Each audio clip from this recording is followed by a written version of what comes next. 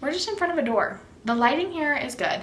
The lighting where I normally shoot at my desk is terrible because I waited until too late in the afternoon and the sun is on the other side of the house now. My name is Michelle, and today I'm going to be taking you through a book recommendation for every single song off of Taylor Swift's album Red. And obviously it's Taylor's version. And so this will include the vault songs because, you know, I believe in doing things fully. Obviously I'm wearing stripes, red lips, because we are in the red era, and I really tried to embrace that. I don't have a fun hat, which would be like Red Taylor's version era for sure, but I'm just like not a hat girly.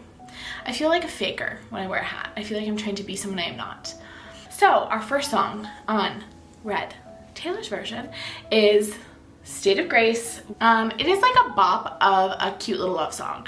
I really love this song. I think it's like really sweet, really cute, very like young love for sure. And I have two recommendations for this one. Starting off strong. My first recommendation for State of Grace is Act Your Age, Eve Brown, which is the last book in the Brown Sisters series, where you can read them in any order. This one is about the youngest sister, like I said, Eve Brown. She can't hold down a job, and her parents are like, you gotta get a job, otherwise we're taking away your trust fund. And so she goes and attempts to get a job. She winds up becoming like the chef at this bed and breakfast. The person who runs the bed and breakfast is like very, very like rigid rule follower, and Eve is like floaty, doesn't like to follow the rules. And obviously they fall in love. But I feel like there is this sense of like new beginnings with that. Then my other recommendation is one that if you are anywhere in the like romance social media world, you probably heard of. It was like poppin' last year, and that's the Spanish Love Deception.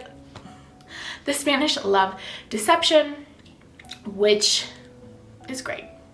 It is a enemies to lovers workplace romance in which this girl needs to go to a wedding in Spain. I think it's like her ex-boyfriend's, is it his wedding, or is he just one of the groomsmen? I do not recall. And the only person who can go with her is her coworker who she hates. The premise, a little contrived, but like, I don't mind. If you don't mind, I don't mind.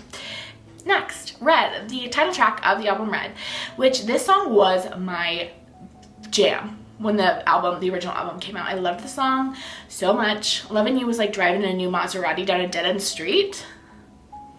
I'm sorry, that is brilliant metaphor. Brilliant lyrics from Miss Swift. I obviously had to pick a book that kind of has a similar sense. I think Red has like very much enemies to lovers vibes. Like, it is hard and fast and like kind of angry. It's a little bit of a vicious love, and so I had to pick something that kind of embodied that. And one of my favorite enemies to lovers romances I've read in the past couple years has been Chloe Gong's These Violent Delights. It's a duology. It's a Romeo and Juliet retelling set in 1920s Shanghai. It is the Romeo and Juliet aspect of this is the heads, or the head, like eldest children of two rival gangs that are like running the streets of Shanghai have like a romance before the book starts, and we are kind of introduced to them as now they're like in the enemy stage. Like something happened before this book started that like really pushed them from lovers back to enemies. And I think their interactions are like one of the best parts of this whole novel. Like, they are top tier. Next we have Treacherous. This hope is treacherous. This love is dangerous. And I like it. Treacherous definitely gives me a relationship that is in the public spotlight. I mean, this is a theme we will see again and again in Taylor's discography, but I think Treacherous, we really get to see it.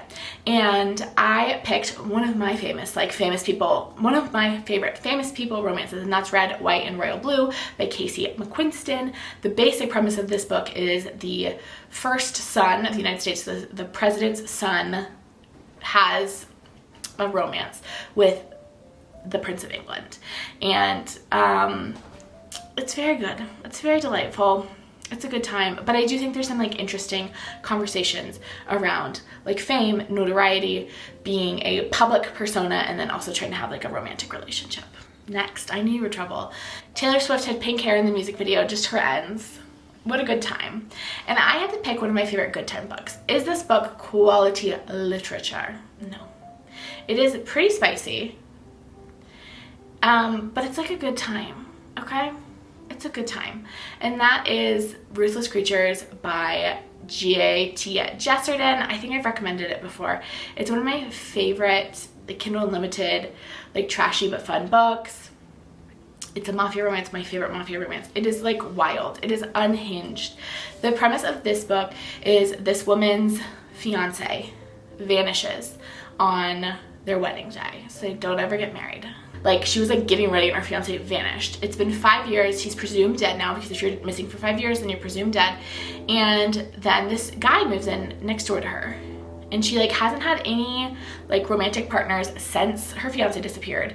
And then this like very interesting, intriguing, kind of scary, a little scary guy moves in next door.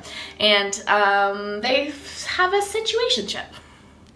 And it's a good time. This is, the second book in the series is my favorite, which follows her best friend. But there's 4 books in total, and I'm sad that the series is over. It is one of my favorites. Next, we have All Too Well, Taylor's version, 5-minute version. I have a different recommendation for the 10-minute version of All Too Well, because I think it has a very different vibe. But for the 5-minute version of All Too Well, I think we get a vibe of like, it's very much like nostalgic, but also like reflective. It's like this melancholy nostalgia.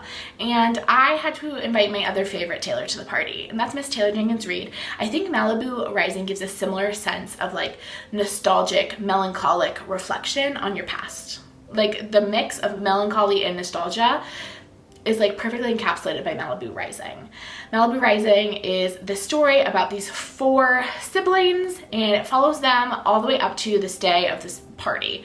But we learn about their past, we learn about their parents, and then we learn about kind of like what led all of them to this point. And it's about like siblings and sibling relationships, and also their own personal relationships with fame and the like larger family structure. It is brilliant. It is one of my favorite Taylor Jenkins Reid books. And it has my favorite Taylor Jenkins Reid cover. I love this cover so much. Like, if I could just live inside that cover. Next is 22. This song is a classic for a reason. I'm grateful that it came out before I turned 22, by like a decent amount. We play it at everyone I've ever met's 22nd birthday, obviously.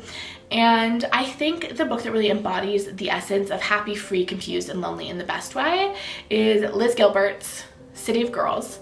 And this book follows this young woman who's probably around in her early 20s, probably 22. And it follows her as she moves in with her aunt in New York City, 1920s New York. Her aunt runs a theater company. The girl has been kicked out of school, I believe, and so her parents send her to live with this aunt. And her aunt is running a theater company. It's during Prohibition, and it's about her kind of like growing up. It's like a coming of age story of a girl in the city. It is like the perfect palate cleanser after you've read Evelyn Hugo also. It's really good, it's really fun, but also like has some really good conversations about like being young and about like first loves and, you know, all the good sorts of stuff that you'd want as a 22-year-old. Next up is I Almost Do, and the song I get this one is like a little bit out there, but you know what? We really, as we get further back into Taylor's discography, I feel like we get like a real lot of love songs. And as much as I love a romance book, sometimes I gotta mix it up.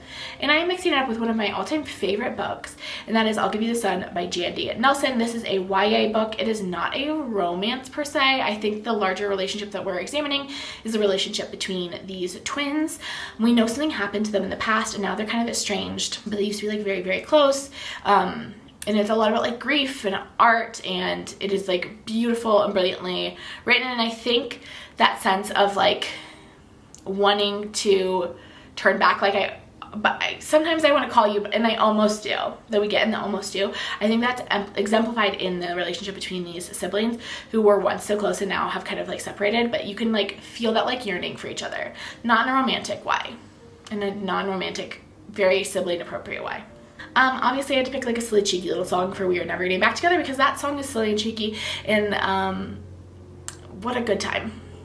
I have like a lot of memories of Red in college, and I have memories of like driving around singing this song in a car after one of my friends had like a half breakup, on again, off again sort of relationship.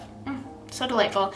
And I think a song that exemplifies kind of like the cheeky girls' night feeling of We Are Never Getting Back Together is A Court of Mist and Fury by Sarah J. Maas. I like hate recommending books in the middle of series for these, but like if you've read this book, you know. And if you aren't into these books, you haven't read this series, I have other things for you. Just not on this one. Next, we have Stay, Stay, Stay. Stay, Stay, Stay is an underrated bop. It is so cute. It's a little cheesy, but it's like the best parts of early Taylor Swift. It gives me like cheesy rom-com vibes in the best way. And so I had to pick one of my favorite little cutie patootie cartoon cover rom-coms, and that's Fix Her Up by Tessa Bailey. This is the story of a like brother's best friend romance of this youngest sister who has never been taken seriously. She is a clown, a birthday party clown. She runs her own business. She's an entrepreneur, but no one will take her seriously. And she falls into a relationship with this guy who is a professional baseball player, but is not anymore. And he helps her fix up her house.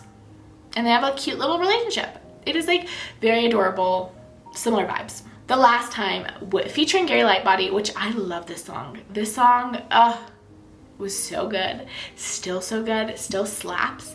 And my recommendation for this is November 9, but the guest appearance. Oh, and another guest. So many guests. Thank you. Thank you for sitting on the floor.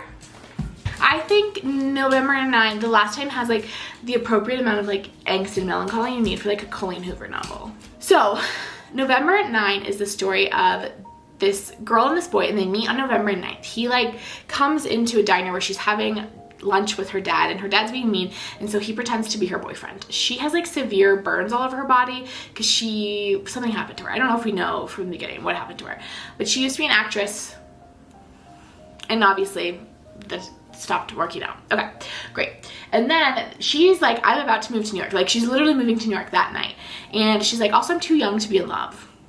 She's like, this seems like a big thing between us, but like I'm too young, so let's meet up every November 9th for the next 5 years and just like check it. And then if we still want to pursue this in 5 years, we can. And so that's kind of the premise of the story. So it's them meeting every November 9th. So we actually follow them on November 9th, so we don't know what happens in the in-between. And I think the twists and turns in this one, which Colleen is known for, are really good, and I enjoy it. I enjoyed it. It was a good time. But I haven't read all of Colleen Hoover. I've only read kind of the more popular books from Colleen Hoover, but I would say November 9 is one of my favorites, maybe my second favorite.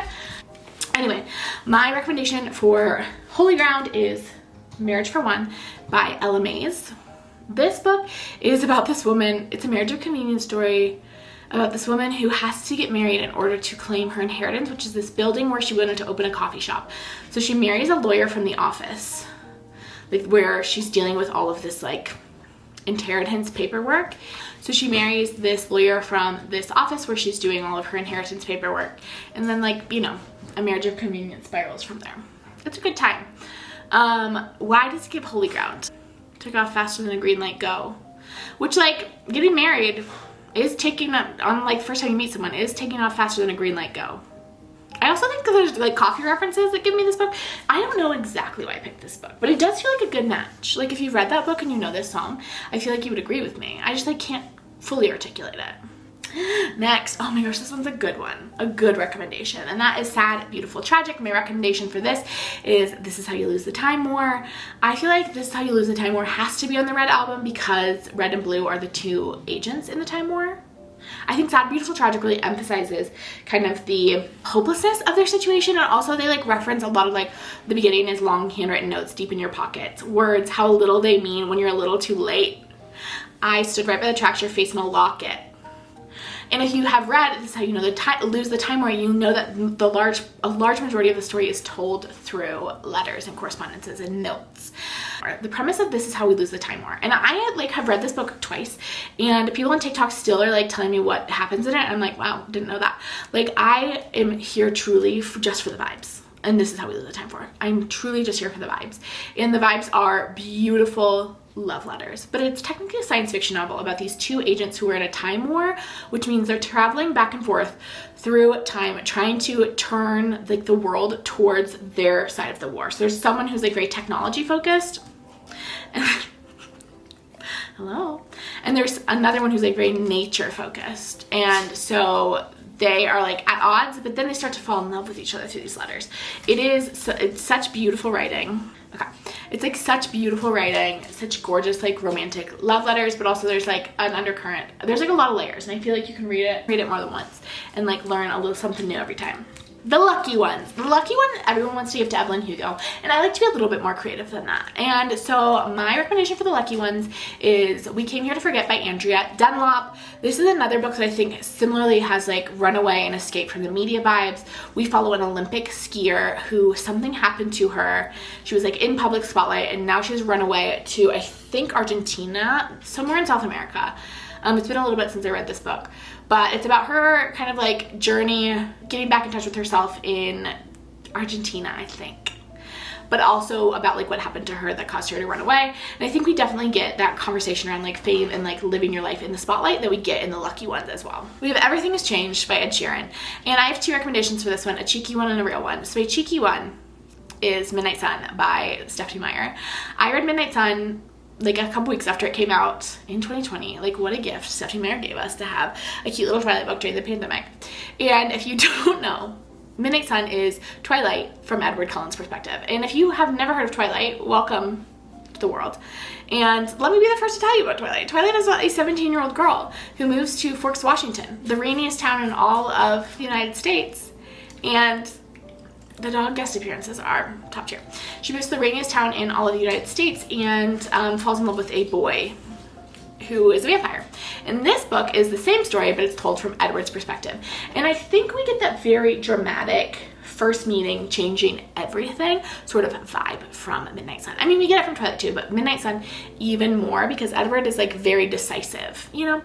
Like once he decides something, like that's what happens. And then my real recommendation is Every Summer After by Carly Fortune.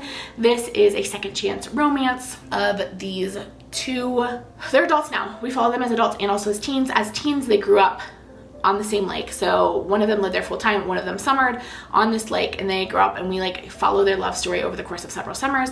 Now in modern day, it is many years later, so they had a falling out their last summer at the lake, but now they're both back in town for the boy's mother's funeral, and they're trying to like see if they can reconcile like, you know, what happened to them before, and yet also like see if there's things for them to move forward to. Next we have Starlight. Starlight is a fun song that I think gives a very specific vibe.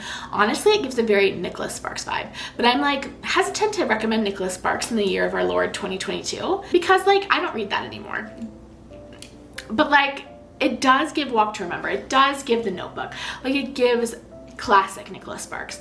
But I'm gonna recommend something that has like a similar-ish vibe. It's gonna be a YA book, and it's gonna be Emily Henry's Love That Split the World.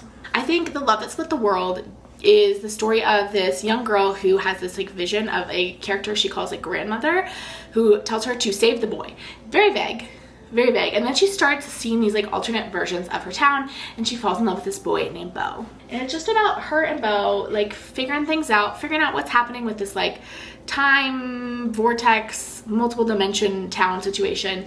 And also it's about the girl trying to save Beau, because Beau is like probably the boy who grandmother is referring to. And it's very cute. It made me cry a lot. The ending is kind of weird, but it is Emily Henry's debut novel. So if you're a big like Beach Read fan, as you should be, Beach Read fans only here. Just kidding, you cannot like Beach Read. It is 100% allowed. I like Beach Read a lot. But if you are a big adult Emily Henry fan, I like really recommend checking out some of her YA work. And this one I think is a good one. And it definitely gives like Starlight summer vibes. All of her YA books, I think, are like very like summer vibes. Next we have Begin Again. Begin Again, this book I remember, as I was working on this, because I posted these on TikTok first. As I was working on these, was kind of stuck on Begin Again, and then on Begin Again, and then I read The Flat Share by Beth O'Leary, and I think this book is so perfect. The Flat Share is about this young woman who, well, it's about both of them. It's a rom-com about this girl and this guy, and they are sharing a bed, essentially, in this apartment because he works nights and she works days, and so like they each have the apartment for essentially like 12 hours a day, and but they're like sleeping in the same bed. The logistics of that give me the heebie-jeebies, but it's really cute, and their like only contact is really through like sticky notes initially, as they're like writing notes to each other back and forth because they never really like see each other in person. But the girl is coming out of like a kind of like abusive toxic situation, and I really think it gives like Begin Again vibes, where her flatmate, that the guy that she's having the new romance with, really like sees her, understands her, and then like accepts her for who she is. Next we have The Moment I Knew. This one isn't because it references a birthday. that I picked this. Maybe, but it is what I picked, and that is Clappin' You Land by Elizabeth Acevedo. This is a YA novel told in verse about these two half-sisters who don't realize they're half-sisters, but when their father dies in a plane crash, they like learn about the other one. I think it really gives, it is like a really beautiful exploration of grief, first of all, but I also think it is a really beautiful book, particularly talking about like the element of grief of like learning the person that you are grieving is not exactly the person who you thought they were, and learning different kind of versions of themselves. Also, there is a birthday involved, and like that was the moment she knew was on her birthday, and so like I had to pick that. It's very good and a fast read because it's in verse. Next we have Come Back, Be Here. This is such a good one. This is clearly a song about Harry Styles, right? We all agree this is a Harry Styles song, and so obviously I had to pick my favorite Harry Styles book, which is The Idea of You by Robin Lee. This is a story of, I think it's gonna be a Netflix movie, which I'm very excited about because with Anne Hathaway. Anne Hathaway is playing the mom.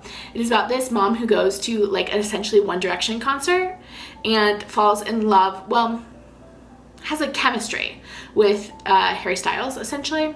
The Harry Styles of the group, and then they start like a little romance up, and she's like a 40-year-old woman and he's like 20, and she's like a cool mom, and she like runs an art gallery. She's like a cool lady, but yeah, it is about kind of like public perception of them. Also, it's like very long distance. Also, she's like trying to be like a mother to her kid, and also like fly to visit him in like Paris. It's gorgeous. It is such a good time. It also has like some really brilliant conversations around the ways we degrade things that like teenage girls like, and how like teenage girls drive culture in such like an important and like tangible way, but we still like very much discount the things that they like. Gorgeous. We have Girl at Home, and I think there's no better option for Girl at Home than Verity by Colleen Hoover, because don't look at me, you got a girl at home, and everybody knows it because she's at home in the attic. I'm also in your home and I can see her. If you are not familiar, Verity is a thriller by Colleen Hoover about this author who is kind of like tapped to finish this woman's series. She's gonna ghost write the rest of this woman's series because this woman has had like a terrible accident and she is in like a vegetative state. But in order to finish the series, she has to stay at this woman's home with the author, like the original author's husband and child. Verity, I think Verity's the author. Verity's notes are all in the house, and like they're like all over the place, you know. So she has to go through the notes, and she gets there and things start to be a little bit creepy because like Verity's in a vegetative state upstairs, but like is she really? And like she discovers this like weird manuscript. Anyway, it's a good time, and it's very much you got a girl at home. I also would say Jane Eyre is Don't Look at Me, you got a girl at home, and everybody knows it.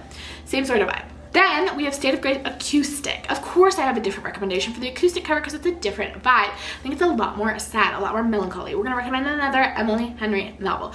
My goal is to get you to read every single Emily Henry novel. I like am out here just like advertising Emily Henry's backlist like it is my part-time job, like she pays me, like I earn a commission. I do not. But I think A Million Junes by Emily Henry gives State of Grace acoustic vibes. It is a rivals sort of romance. It is about these two families. They have this rivalry.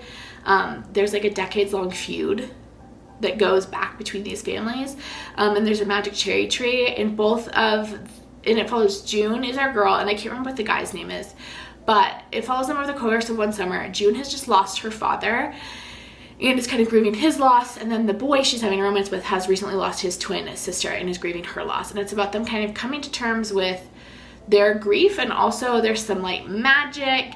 It is like Beatrice Jr. plus magic. It's not my favorite YA Emily Henry novel. That honor goes to Hello Girls, but it is my second favorite, and I think it's really good.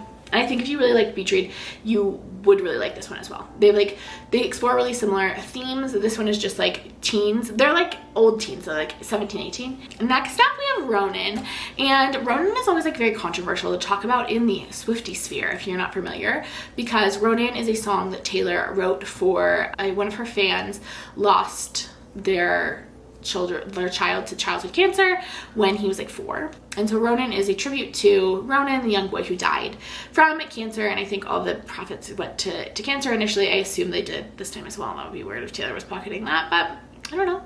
And people are like, don't rank it, it's like a special song. But I do want to give a recommendation for it, and I wanted to give kind of a more serious recommendation, and this is one of my favorite books about kind of like grief.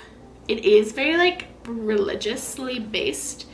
So if that's not your cup of tea, okay, don't read it. But it is about like deconstructing prosperity gospel. So this idea that like everything happens for a reason. And that is what the title is. It's Everything Happens for a Reason. On Other Lies I've Loved by Kate Bowler is about this woman who has terminal colon cancer, I believe, and about her kind of like coming to grips with the unfairness of it all, and talking about kind of like how she grappled with that with her personal faith and belief. Next up, we have Better Man, and my recommendation is A Dowry of Blood by S.T. Gibson. This is a cute little vampire book. It is about, it is told in the story, it is told in a letter from Dracula's wife explaining why she had to kill him. Like, that's how we open. And Dracula is in like Dracula has like 3 spouses. He has 2 wives and a husband. And we like learn how they come to be. We learn about kind of the jealousy that plays into that. It is like pretty spicy. But S.T. Gibson's writing is like very lush and really beautiful. I thought it was fun, and I think because of the format it's told in which she's like, sorry I had to kill you, but like, wish you were a better man. Like, it definitely has Better Man vibes. Then we have Nothing New. And Nothing New is the sad girl anthem. And I think in order to fully understand this, we have to go back to the original sad girl book. So before Ottessa Moshfegh's My Year of Rest and Relaxation, before like Luster by Raven Leilani, before all these books that are like sad girls being depressed and making bad choices books, we have the OG, we had the original, we had Queenie Make Queenie Bop, and that is Sylvia Plath's The Bell Jar. The Bell Jar is the story of this young woman who, it starts out with her in an internship in New York and then follows her as she moves home and then grapples with some pretty severe mental health issues and kind of like works through them. And while this book is about mental health, it's about depression, and it is like heavy in places, it is also like truly hilarious. I feel like it was sold to me as this book that is like so dark and so depressing, and it was also like laugh out loud funny. It is like incredibly readable. It was written in like 1960s, 1950s, I think, but it feels like very modern. It is gorgeous, such an amazing read. I feel like it should be a prerequisite. Like, if you're gonna read just one sad girl book, it should be the original. It was written in the 1950s or 60s, like I said. So there are some cultural norms that are no longer normal. So do be aware of that. I would look up triggers. It definitely has like heavy content, not only in terms of like mental health, but also like if some of there's like some racism and things that are like colloquially mixed in. I think it's like fairly light in my recollection, but do be aware of that if you read it. It is a product of its time in not great ways sometimes. If you are in a place to read it, I think it is well worth the read. And then we have Babe. And Babe is a bop that was originally recorded by Sugarland, someone, and then Taylor Swift recorded it for her version of Red, and it is about a cheater, make cheater pants. And my recommendation is Too Good to Be True by Carol Levering, which is about a cheater make cheater pants. And we know that from the beginning because we're told 3 different perspectives, I believe. We have the girl, we have like the main girl, and then we have her fiance, and we find out very quickly that her fiance has another family. Like, from I think his first or second like chapter in his perspective, we learn that like he's married and has like a whole family, but for some reason he's engaged to this girl as well.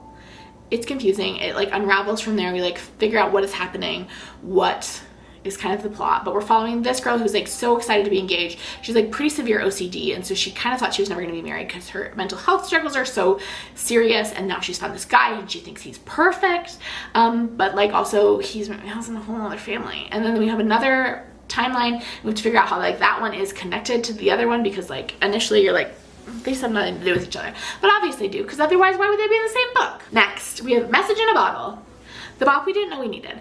And I'm going to recommend the show we didn't know we needed, which is based on a book, and that is The Summer I Turned Pretty by Jenny Han. I feel like Message in a Bottle definitely has like summer bop vibes. I loved the TV show on Amazon. I think I might have liked the TV show better than the book. Don't tell Jenny Han. The book is also a good time. I'm just not a big contemporary YA reader anymore, but I will watch it on TV. I'm like more interested in the adult friendship between the moms. Like, what a good time. I've only read the first book. I haven't read the whole series because I do know what happens in the later books because I've read spoilers and I just like emotionally don't think I could handle it. But if you aren't aware, The Summer I Turned Pretty is about this girl named Belly, and every summer she goes out to this beach house with her mom's best friend's family, and her mom's best friend has 2 sons, Jeremiah and Conrad, and she's kind of in love with Conrad, but then she like maybe starts to have a thing for Jeremiah, and it's like a cute little love triangle situation. And also make you sob. I think it's the last episode. They play Funeral by Phoebe Bridgers in this one part in the last episode, and like sobbing, tears streaming down my cheeks. My next recommendation for I Bet You Think About Me. I saw this recommendation. I cannot take credit for it. Who should take credit for it? I don't know. I didn't write it down. But I saw it on TikTok. It was like a fan edit to I Bet You Think About Me of Pride and Prejudice. And it's correct. It's so right. It is so much like early, kind of like midway through the book, relationship between Elizabeth and Mr. Darcy, because it's about this girl who is singing about this guy who thinks he's too good for her. That song is so good. That music video is so good. I can't believe we didn't have that song for so long. What a tragedy. What a tragedy. Next we have Forever Winter. This song is about a friendship in which Taylor is talking to a friend who's going through some mental health issues and is talking about kind of like the helplessness I think she feels on her end and how she wishes she could fix it for them. And one of my favorite books, and I don't think it's talked about very often, and I really enjoyed it, that I think has like some really interesting conversations around mental health, is Veronica Roth's The Chosen Ones, which is kind of this book about what happens to all these like YA chosen one teens when they like grow up. They've gone through something like so traumatic, and now like how do they go about like living their lives as an adult. And so it's about this group of like 4 or 5, they're young adults now, but as teens they were like sent to like save the world, and they did it, and this has all happened before the novel, and now they are like struggling, and they're all struggling in kind of their own unique ways. And then it seems like that force, that dark force that they defeated the first time, might be coming back in some way. And so it's about them like learning to deal with that. It also takes like a crazy twist. It's like a little bit crazy and a little bit science fiction-ier than I was anticipating, but I still really enjoyed it like a lot. We're getting close to the end. We have Run, which is another Ed Sheeran feature. This one is like very cute, and it gives me Mariana Zapata vibes. I think I would give it like Luna and the Lie.